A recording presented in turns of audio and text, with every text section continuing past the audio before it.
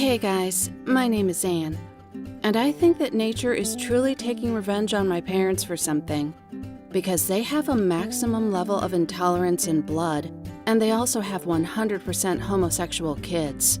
Our family was like a standard royal one. Mom and dad, kids, me and my brother, 2 years older than me. We got along very well and were good friends in childhood and when we got older. I would even say more. Max was the only truly close person to me, which is why this long story hit my inner world so hard. My parents raised my brother and me in severity, with a pinch of religion, though honestly, they could hardly be called truly religious people.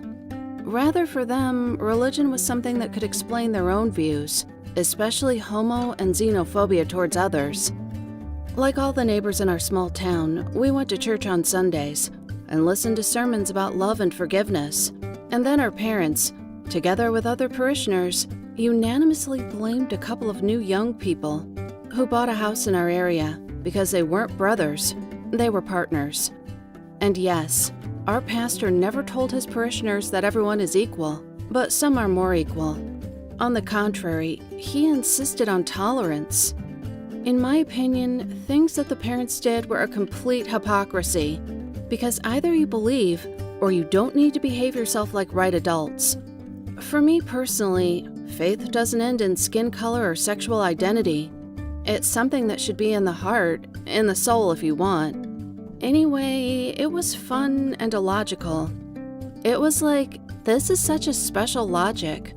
Love your closest one and hate everything that's different. Well, yes, everyone has their own views on what they love and what they hate. It's much worse when they try to convey the same position to us. It just turned out that my brother and I were very different people. At 15, Max started to behave strangely. He refused to date girls, although he was handsome, and even high school girls would hang on him, a lot of them. He said that he wasn't interested and didn't need it. Then the parents didn't do anything. On the contrary, they praised him for thinking about studying and not threatening neighboring young ladies with sudden teenage pregnancies. And then Dad began to somehow suspiciously look at him because of the fact that Max was sitting in the bathroom for too long, doing fashionable haircuts, and, oh my God, taking care of himself. Well, probably the manicure and face toner were really a little too much. I don't know. In our small town, where the men were divided into farmers, metal workers, and truck drivers, yeah, that's for sure they were too much. But at first, the parents attributed everything to his young age.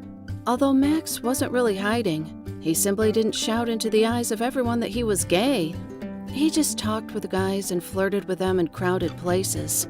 So it was easy to understand, at least for interested people.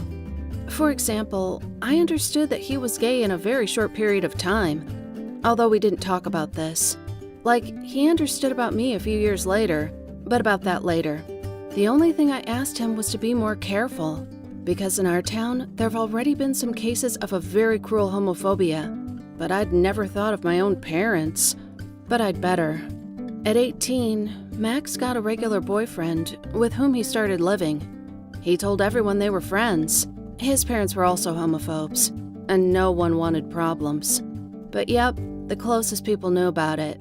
And who didn't know, they guessed. Our parents had no idea about that. Over the weekend, Dad continued to ask him about girls and kids. Mother pressed that the neighbors were thinking the wrong thing. And studying was good, but he had to think about his personal life. I laughed in the corner, because once I saw how he thought about his personal life in the company of his boyfriend, it was a thunderbolt in camp.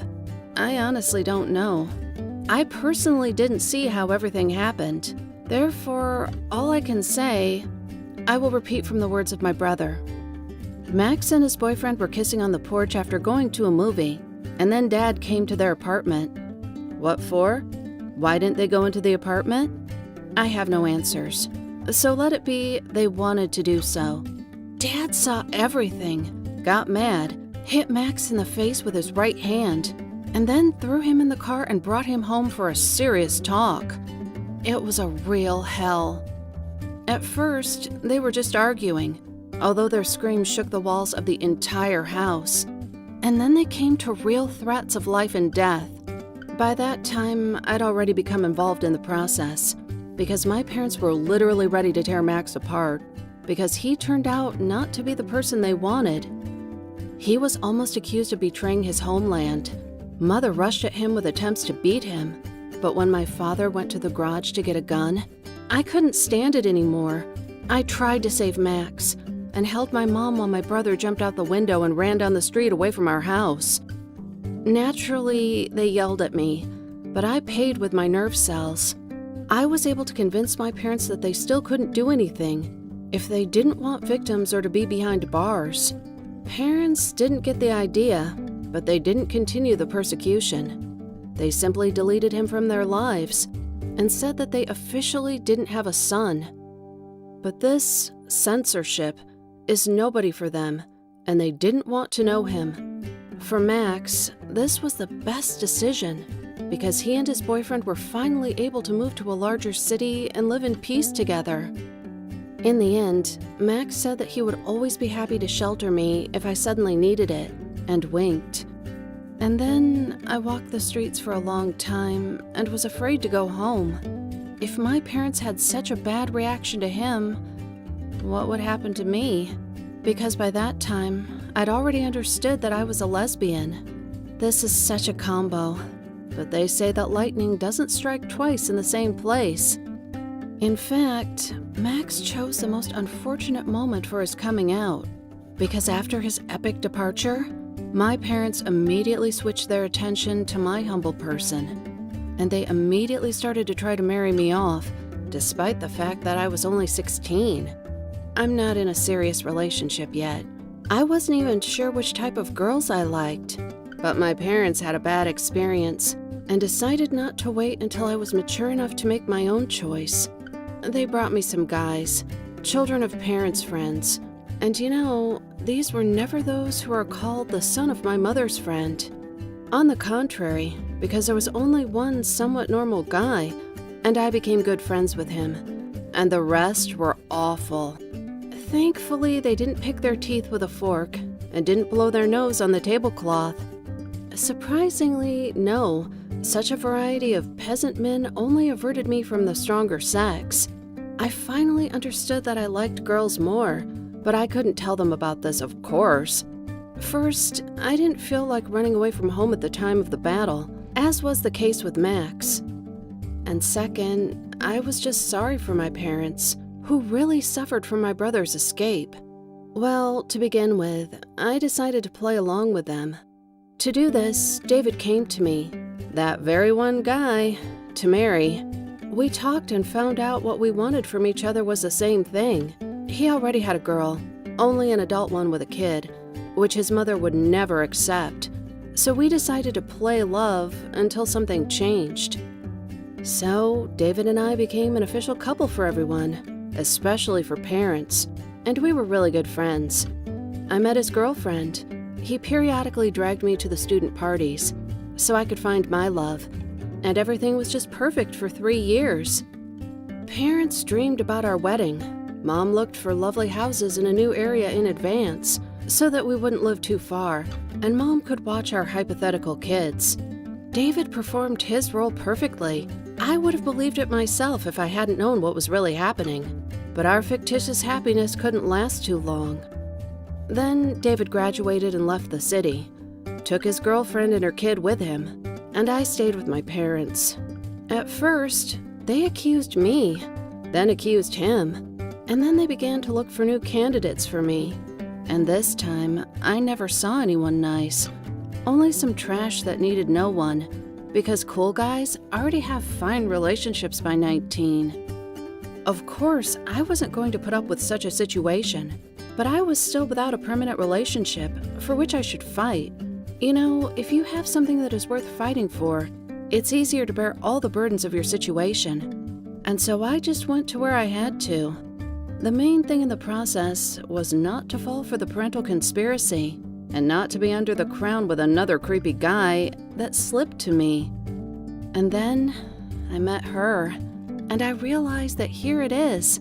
my chance to repeat other people's exploits, because my motivation was finally found. And the most important thing, Alice wasn't at all against our relationship. I would say she was more for it than I was, and she even convinced me that we should be together. You understand, I simply couldn't resist such a pressure. I decided to be honest to the end, and I told my parents. I said that they have a choice, either to accept me and Max as we are, or lose both kids. Of course, they screamed, but Mom promised to think. Since then, another 2 years have passed. Max and I live close to each other with our partners, and everything is wonderful. And recently, my mom called me and asked me to talk. She and Dad thought about it, well, and made the right choice. They chose us instead of their stupid stereotypes. Write in the comments if you've ever had the same coming out experience.